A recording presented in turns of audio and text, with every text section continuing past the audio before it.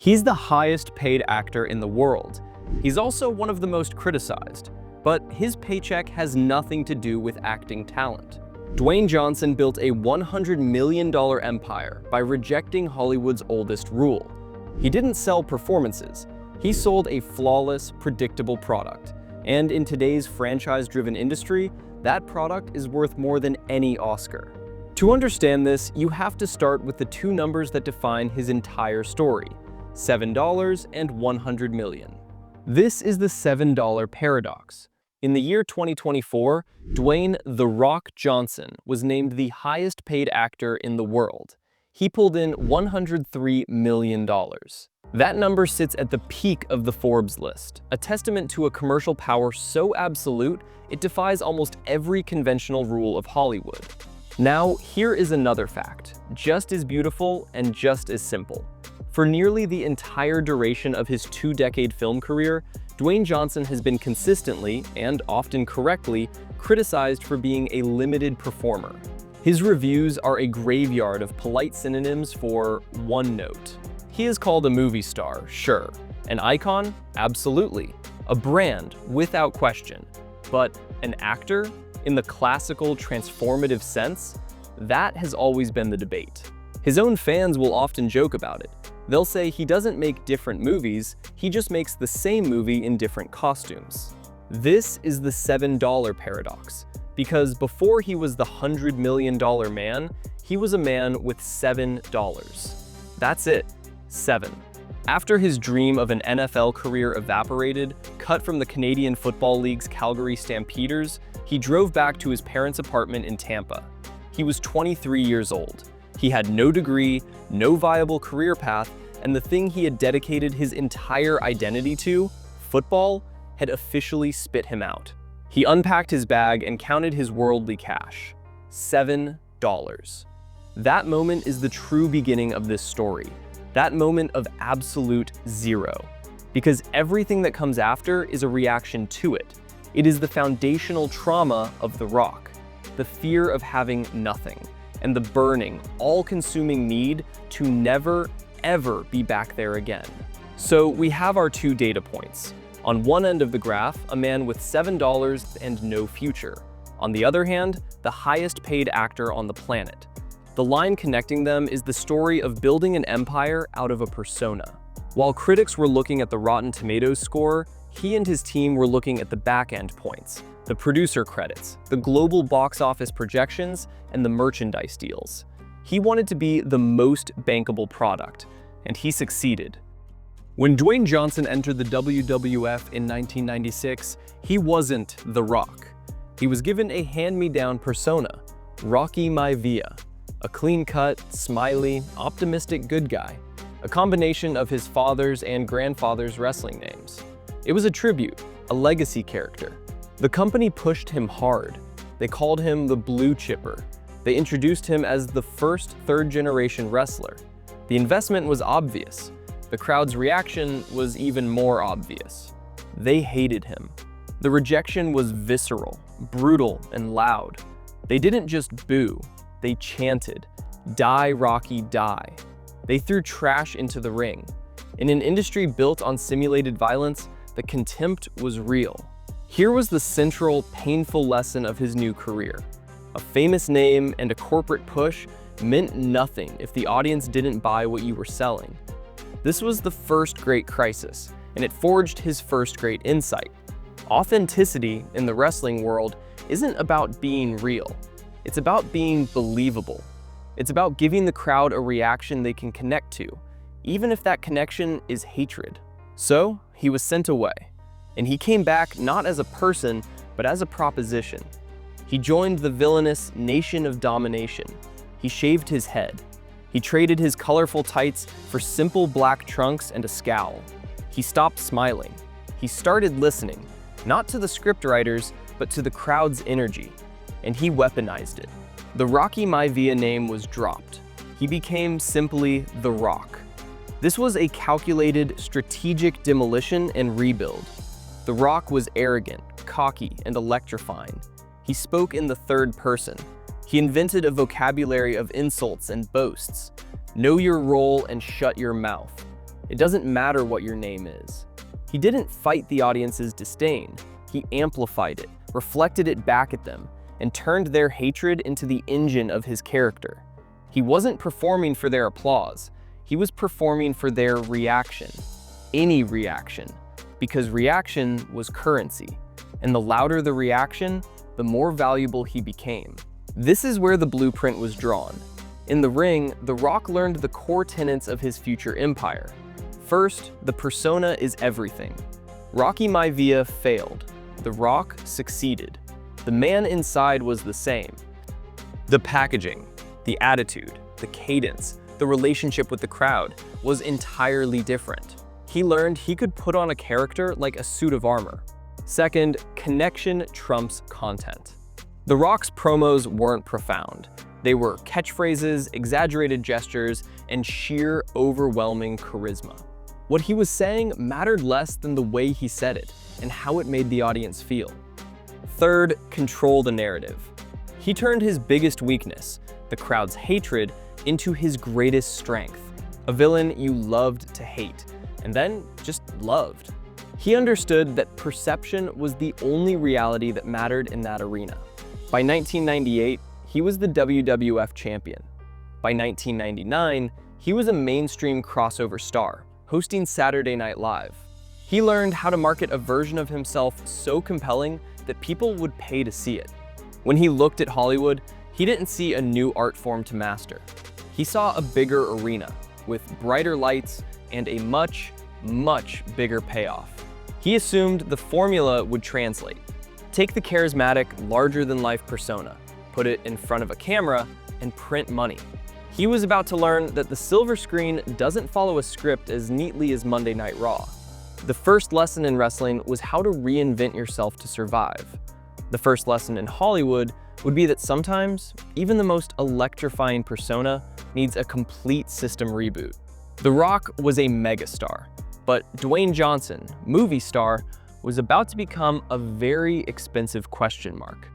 Armed with the blueprints from the wrestling world, Dwayne Johnson approached Hollywood not as a student, but as a conqueror. He had a globally recognized, intensely charismatic persona. The transition seemed inevitable. The studios agreed. His first major film role wasn't a humble starting part. It was a $5.5 million payday to play the Scorpion King in The Mummy Returns. The spin-off, The Scorpion King, followed. It was a hit.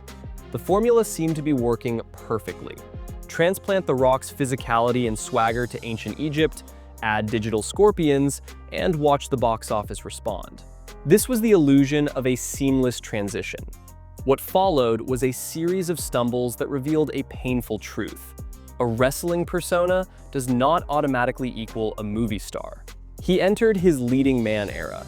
The films came in quick succession. The Rundown, Walking Tall, Be Cool, Doom, Southland Tales. They were a mixed bag, but the through line was a fundamental miscalculation. He was trying to be a traditional action hero or a serious actor. He was playing cops, soldiers, and gritty protagonists.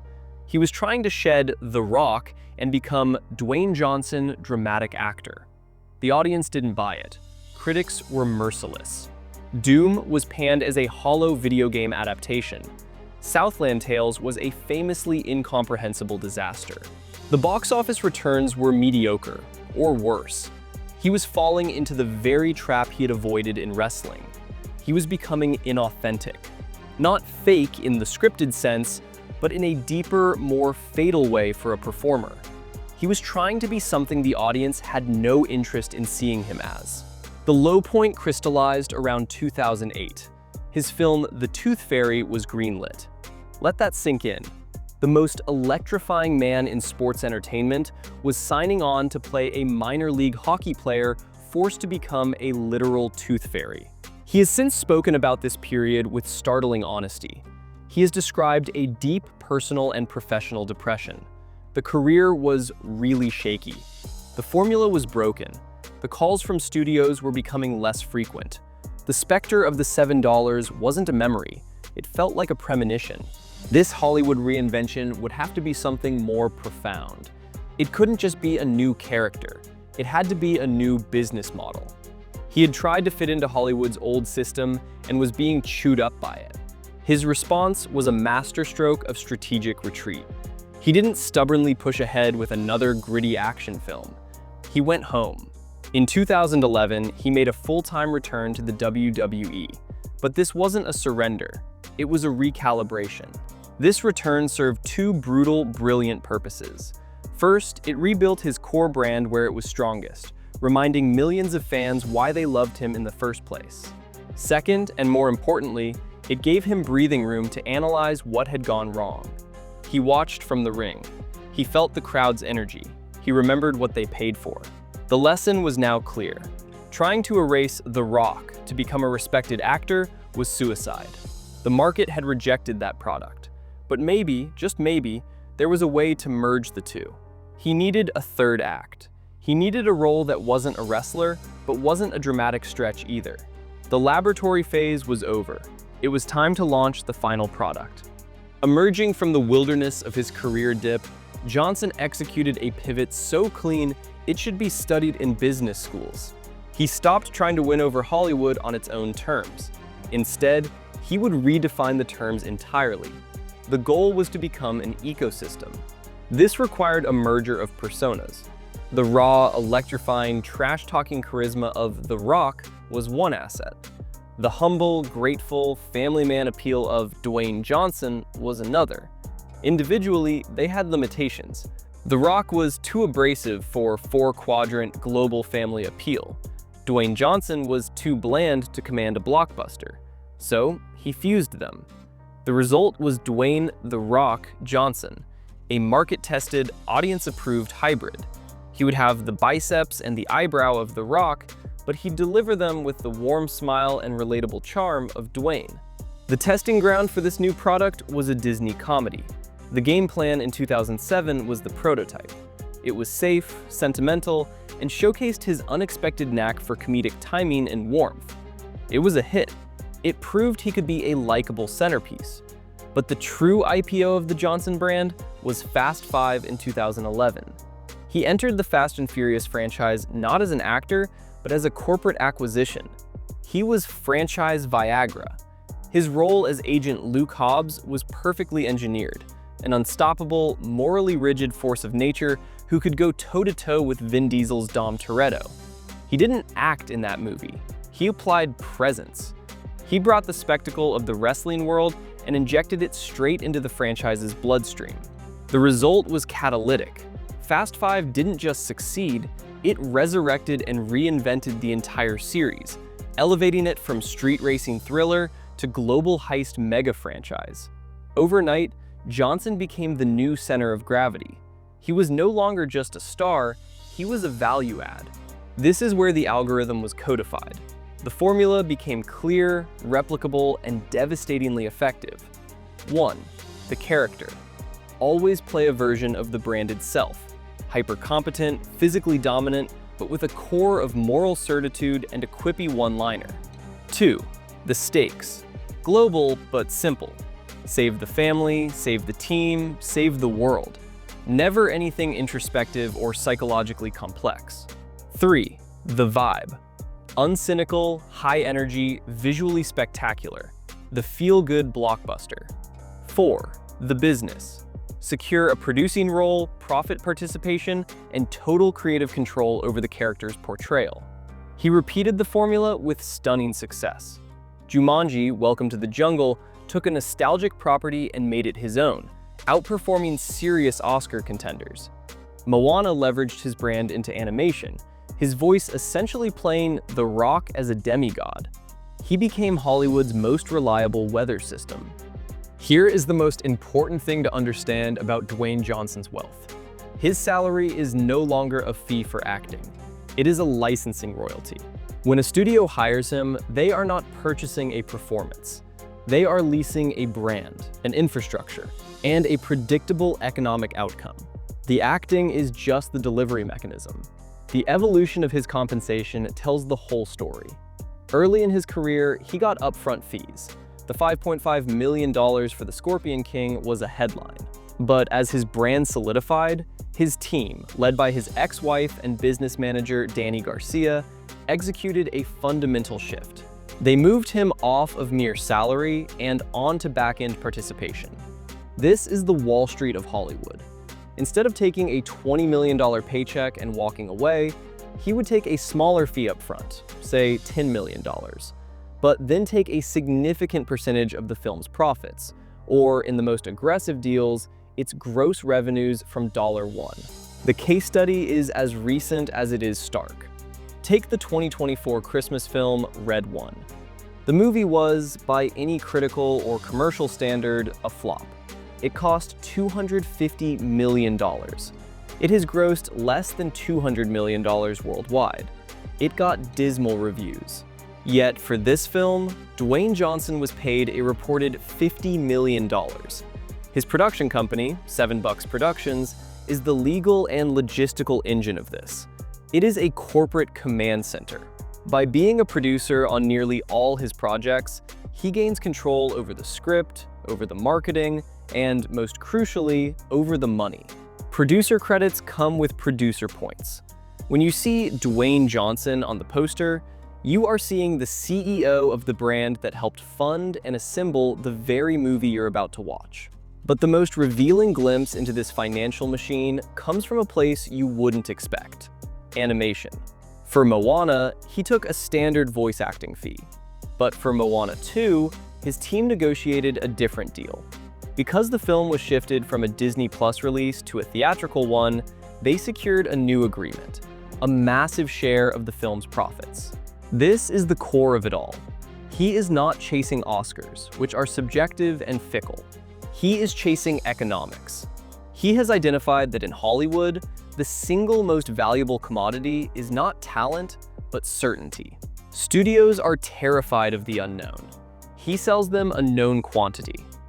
For years, the algorithm was infallible. The brand was bulletproof. The money was a geyser. But in physics and in Hollywood, every action has an equal and opposite reaction. The very formula that built Dwayne Johnson's empire began to generate its own resistance: the law of diminishing returns. The first major crack was a creative mutiny. The 2021 film Red Notice was a perfect specimen of the Johnson formula. A globe-trotting, quippy, star-studded action comedy built by Netflix's algorithm to be the most watched thing ever. It succeeded by that metric, and it was also described by critics as a soulless, expensive husk of a movie. The audience watched it, but a growing segment did so with a sense of weary recognition. It was the same meal, reheated for the 1000th time. Then came the real blowback: Black Adam in 2022. This was Johnson's passion project, his attempt to force his brand into the superhero universe. He fought for years to make it, insisting the character wasn't a villain but an anti-hero. He positioned it as a paradigm shift for DC Comics. The result was a spectacular, costly fiasco. The film underperformed drastically, failing to break even on its near $200 million budget. More damaging than the financial loss was the narrative that solidified around it. That Johnson's ego and his brand's inflexible rules, his character cannot lose, cannot be weak, had smothered a potentially interesting film. The critics and a vocal portion of the audience didn't just reject the movie. They rejected the arrogance of the Johnson playbook itself. It was a referendum on his creative control, and he lost. Simultaneously, his other pillar showed stress fractures. His return to WWE in 2024 to challenge Roman Reigns was met with a backlash so severe, it became the most disliked segment in WrestleMania history. Fans saw it as a cynical corporate move, with Johnson inserting himself into a beloved storyline to promote his own interests, overshadowing the full-time wrestlers. The once perfect connection with his core audience now sparked accusations of hypocrisy and vanity. The reckoning was clear. The product was experiencing market fatigue. The audience's appetite for pure, uncomplicated brand reassurance was waning. They had seen the trick, and in an era demanding some semblance of authenticity, even a brilliantly fabricated one, the relentless positivity and commercial calculation began to feel stale. He was, for the first time in over a decade, vulnerable. His response was not to double down on the old formula. It was to make the most shocking pivot of his career. He announced a partnership with A24, the independent studio synonymous with critical acclaim, artistic risk, and everything the Johnson blockbuster model was not. His first project with them? The Smashing Machine, a biopic of legendary, troubled MMA fighter Mark Kerr. This was not a role he could play as The Rock in an octagon. It demanded vulnerability, physical decay, emotional turmoil, and a deep dive into addiction and pain. It was the absolute antithesis of Hobbs. This is the new gamble. It is a naked, public bid for the one currency his machine has never been able to mint: legitimacy. On one level, it is a brilliant business move. It is a brand extension into a prestige market. It is an attempt to silence the critics by hiring their favorite studio.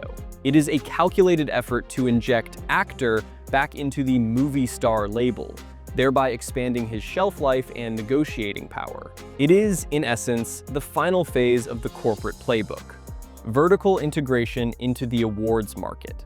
After a lifetime of constructing an impregnable persona, this role requires him to dismantle it, to be weak, to lose, to suffer, to be human, not a hero. The question now hanging over his empire is the central one. Is this a genuine artistic awakening, a late career reach for something real? Or is it simply the most sophisticated brand refresh of all time, the prestige Johnson sub-brand, carefully managed by the same corporate mind that built the original? Can the algorithm critique itself?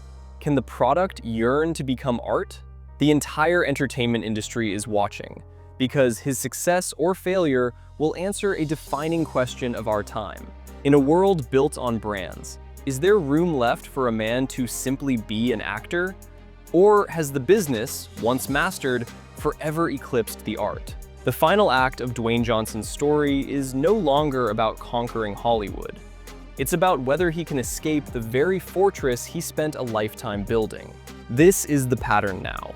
Dwayne Johnson isn't the first actor to hit this wall. He's just the most visible. Behind him, a long line of former A-listers is quietly realizing that the system they mastered no longer rewards what they sell. If you want to see which movie star is next, watch our breakdown of 5 reasons why studios fear Ryan Reynolds movies right here.